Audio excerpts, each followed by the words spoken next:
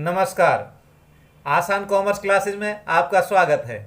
आज हम करेंगे 12th क्लास की बिजनेस स्टडी का चैप्टर 6 यानी स्टाफिंग। और स्टाफिंग के थर्ड पार्ट में आज हम meaning and process of selection करेंगे। तो चलिए शुरुआत करते हैं meaning of selection. Selection staffing process का तीसरा चरण है। शुरुआत में हम ये अनुमान लगाते हैं कि अलग अलग डिपार्टमेंट्स में कितने लोगों की ज़रूरत है।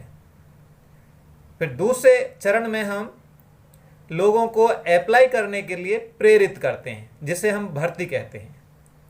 अब तीसरा चरण आता है सिलेक्शन का।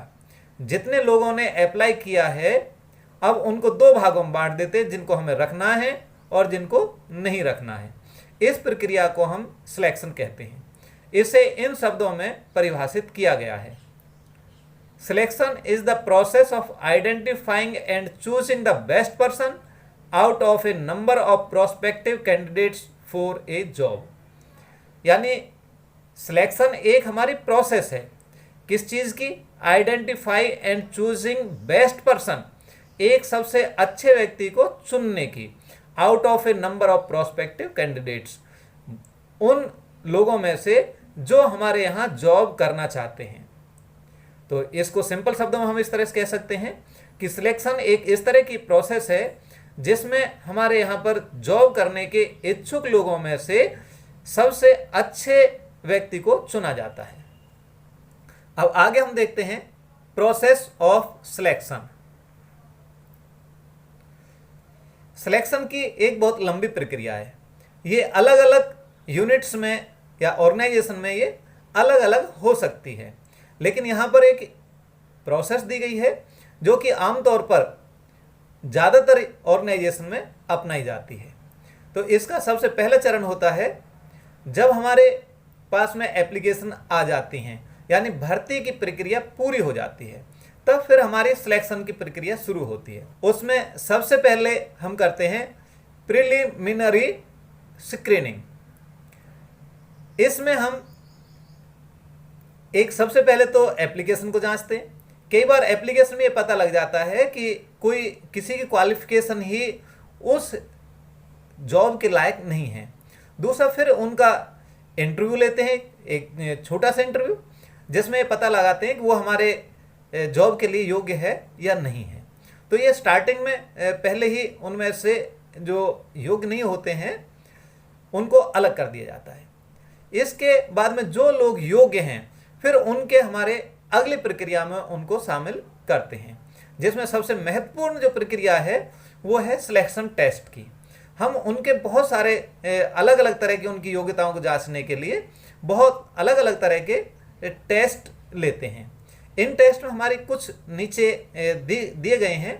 इनके अलावा और भी अलग ऑर्गेनाइजेशन में कुछ और ज़्यादा भी टेस्ट हो सकते हैं, लेकिन यहाँ पर 5 तरह के जो टेस्ट हैं वो बताए गए जो आमतौर पर सभी ऑर्गेनाइजेशन जिनको लेते हैं। सबसे पहला है इनमें इंटेलिजेंस टेस्ट। इंटेलिजेंस टेस्ट में हम जो हमारे पास में कैंडिडेट है उसकी एबिलिटी को जांचते हैं कि उसमें डिसीजन लेने की या जजमेंट करने की कितनी कैपेसिटी है, उसकी योग्यता क्या है, कि वो जब हमारे पास में कई विकल्प होते हैं या ठीक या गलत की उस आसानी से क्या वो पहचान कर सकता है। तो ये व्यक्ति के इंटेलिजेंस टेस्ट से पता लगता है। ये काफ़ी मुश्किल टेस्ट होता है इसको ऑर्गेनाइज करना। दूसरा हमारा आता है एप्टीट्यूड टेस्ट।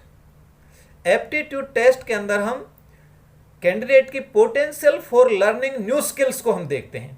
यानी अगर उसको कोई नई चीज़ सिखाई जाए, क्योंकि जरूर नहीं है कि जो हमारे पास में जो जिस तरह का काम है उस तरह का काम उसे पहले आता हो, तो अगर उसे कोई नई चीज़ सिखाई जाए तो वो कितनी जल्दी सीख जाता है। ये भी हमारा काफ़ी इम्पोर्टेंट टेस्ट है। तीसरा हमारा आता है पर्सनालिटी टेस्ट। इस टेस्ट में हम व्यक्ति के स्वभाव को देखते हैं, उसके इमोशंस को, उसकी मैच्योरिटी को, उसके काम के प्रति की वैल्यूज़ कैसी हैं उनको हम देखते हैं। कि यानी ऐसा तो नहीं है कोई छोटी छोटी बातों पर चिड़चिड़ापन इरिटेट होता हो, या मैच्योरिटी वो एक गंभीर व्यक्तित्व हो जो कि सही कोई डिसीजन ले सकता हो, और वैल्यूज़ कि वो काम के प्रति ईमानदार है। तो इस तरह की चीज़ें हम पर्सनैलिटी टेस्ट से देखते हैं। नेक्स्ट आता है हमारा ट्रेड टेस्ट।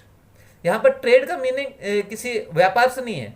यहाँ पर ट्रेड का मतलब है एक विशेष एरिया से, जैसे कंप्यूटर की ट्रेड होगी, इलेक्ट्रॉनिक्स ट्रेड होगी, मशीनिस्ट ट्रेड होगी, तो हम उसकी जो जांच भी करते हैं। इसमें मेजर द एग्जिस्टिंग स्किल्स, कि अब उस पर क्या क्या स्किल्स उसके पास में हैं।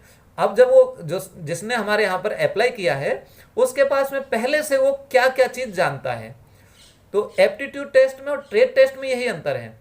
एप्टीट्यूड टेस्ट में हम देखते हैं कि वो कितनी जल्दी स्किल सीखता है, और ट्रेड टेस्ट में हम देखते हैं कि उसके इस समय उसके पास में कौन कौन सी स्किल्स हैं। नेक्स्ट आता है हमारा इंटरेस्ट टेस्ट।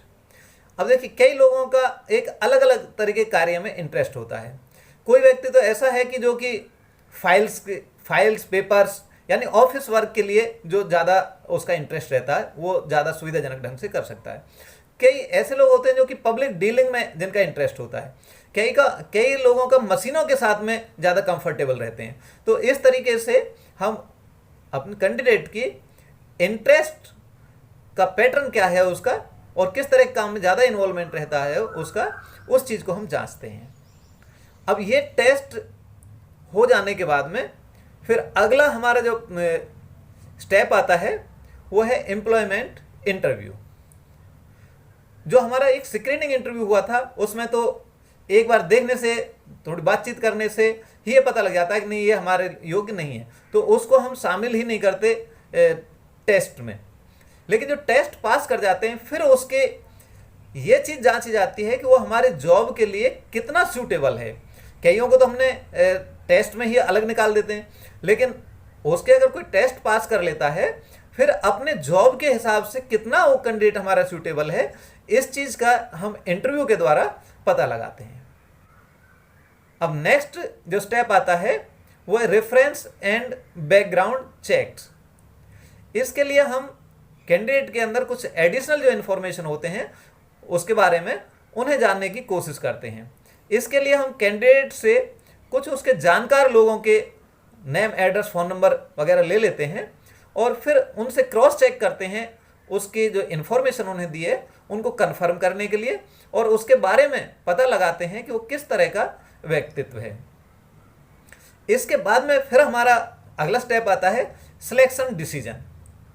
अब एक व्यक्ति जिसने कि हमारे पहला स्क्रीनिंग इंटरव्यू क्लियर कर लिया, उसके बाद में टेस्ट भी क्लियर कर लिए और इंटरव्यू भी क्लियर हो गया और बैकग्राउंड चेक किया तो उसमें भी हमें कुछ गलत नहीं मिला, अब उसके बारे में हमें सिलेक्शन करना है या नहीं करना है उसका ये डिसीजन लेना होता है। तो इसके लिए हमें कंसर्न जो मैनेजर है एक बार उसके व्यूज़ को और लेते हैं, जिसके पास में उसे कार्य करना है उसका व्यूज़ भी काफ़ी महत्वपूर्ण है, क्योंकि उस व्यक्ति की, उस कैंडिडेट के परफॉर्मेंस के लिए वो मैनेजर जिम्मेदार होगा। इसलिए मैनेजर की सहमति या उसके मत लेना भी यहाँ पर जरूरी होता है। अगर मैनेजर यहाँ पर ओके कर देता है तो फिर अब उसे जॉब ऑफर करने से पहले उसको मेडिकल फिटनेस टेस्ट से गुजरना होता है।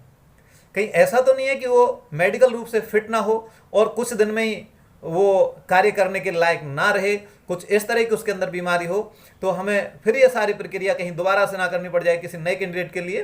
तो मेडिकल फिटनेस का यही उद्देश्य रहता है कि वो व्यक्ति क्या हमारे यहाँ पर लंबे समय तक कार्य कर पाएगा, वो कुछ बीमारी तो उसको नहीं है। अगर वो मेडिकल फिटनेस टेस्ट को पास कर लेता है तो फिर उसको जॉब का ऑफर दिया जाता है।